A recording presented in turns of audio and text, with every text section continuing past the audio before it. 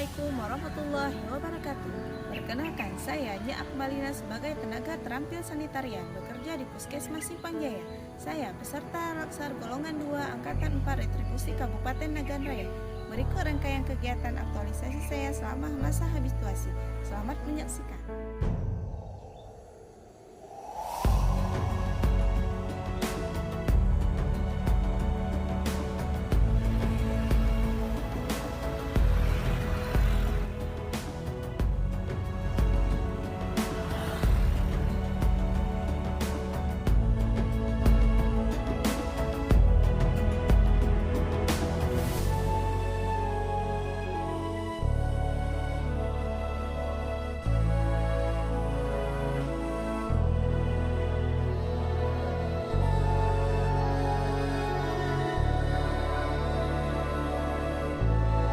Kegiatan 1. Pelaksanaan konsultasi dan diskusi dengan mentor terkait usulan kegiatan yang akan dilakukan.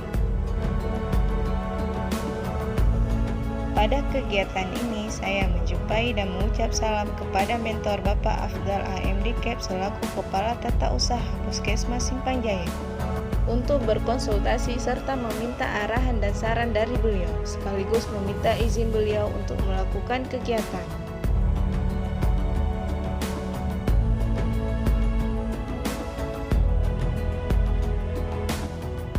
Kegiatan 2.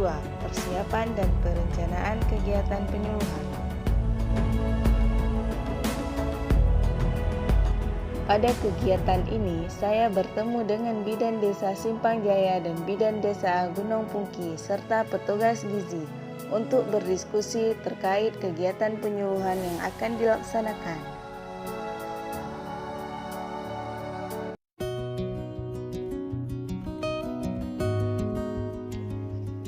Dan saya tidak lupa untuk mencatat setiap saran dan hasil diskusi pada kegiatan tersebut.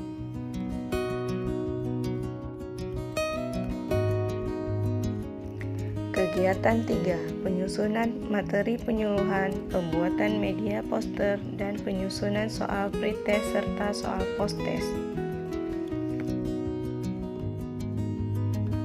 Pada kegiatan ini, saya mencari referensi terpercaya di internet tentang pentingnya akses air bersih dalam pencegahan stunting, baik berupa video maupun artikel. Setelah itu, saya menyusun media penyuluhan berupa poster lalu mencetaknya di tempat percetakan. Saya juga menyusun soal pretest dan soal post-test serta absensi kehadiran peserta penyuluhan.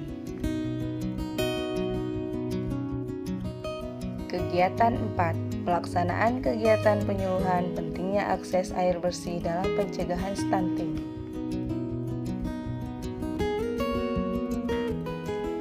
Kegiatan penyuluhan pentingnya akses air bersih dalam pencegahan stunting dilaksanakan di 2 desa, yaitu Desa Simpang Jaya dan Desa Gunung Pungki. Penyuluhan di Desa Simpang Jaya.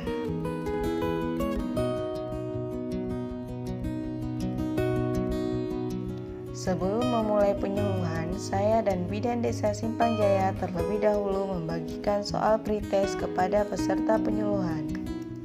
Setelah soal pretest terkumpul, saya melanjutkan penyuluhan terkait pentingnya akses air bersih dalam pencegahan stunting.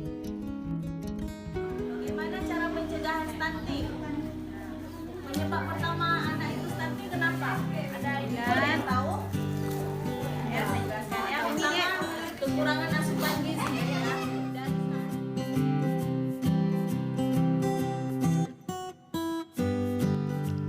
Setelah penyuluhan selesai, saya dan Bidan Desa Simpang Jaya membagikan soal post-test untuk dikerjakan oleh peserta penyuluhan. Setelah soal post-test terkumpul, peserta melanjutkan mengisi absensi kehadiran dengan menuliskan nama peserta dan menandatangani absen tersebut.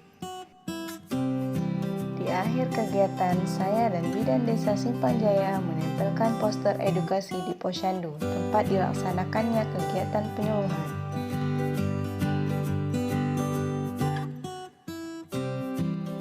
Penyuluhan di Desa Gunung Pungki.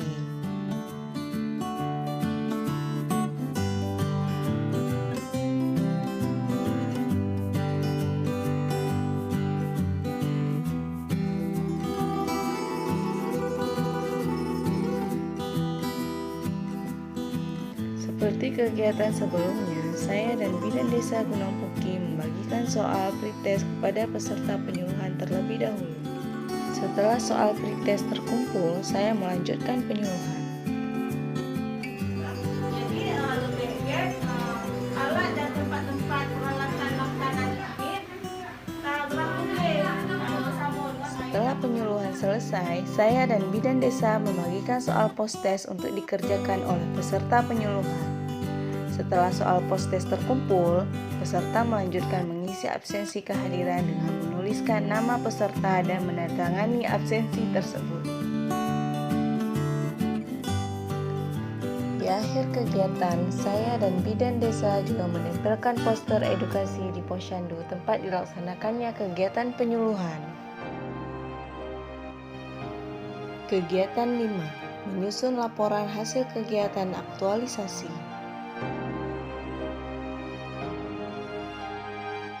Pada kegiatan ini, saya kembali menjumpai mentor untuk meminta beliau mengevaluasi hasil kegiatan aktualisasi saya.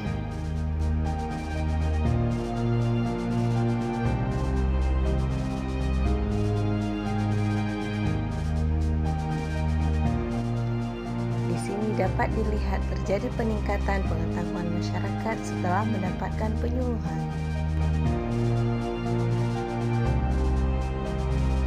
Demikian rangkaian kegiatan aktualisasi saya selama masa habituasi. Semoga bermanfaat dan terima kasih. Wassalamualaikum warahmatullahi wabarakatuh.